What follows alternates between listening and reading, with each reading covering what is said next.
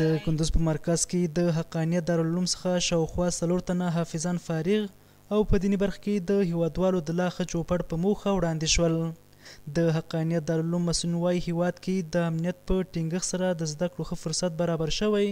او د کورنۍ مشران باید خپل ماشومان عصري او دیني زده کړو ته واستوي. و از فرزندان مردم و از پدرانشان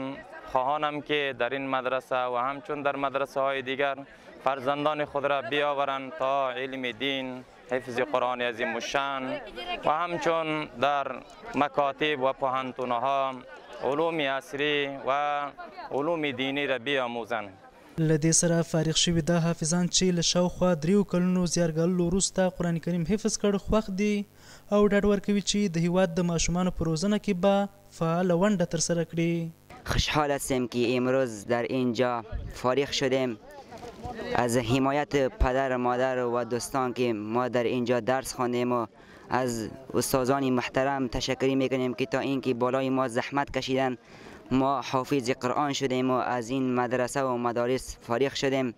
تا اینکه به شما دعا بکنیم تا اینکه شما هم در آخرت دنیا کامیاب باشین. بسیار خوشحال هستم که امروز برادرزاده ما با حیث حافظ قرآن از این مدرسه فارغ شده است و دیگر دوستانم میخوام که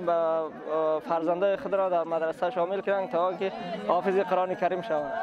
د یادونې ده چې د تیرې اونۍ په ترڅ کې د کندوز مرکز ولسوالیو له 5 بېلابېلو دیني مدرسو 180 تنه حافظان فارغ او ځینې اوسمهال عملاً د ماشومانو په روزنه بوخت دي.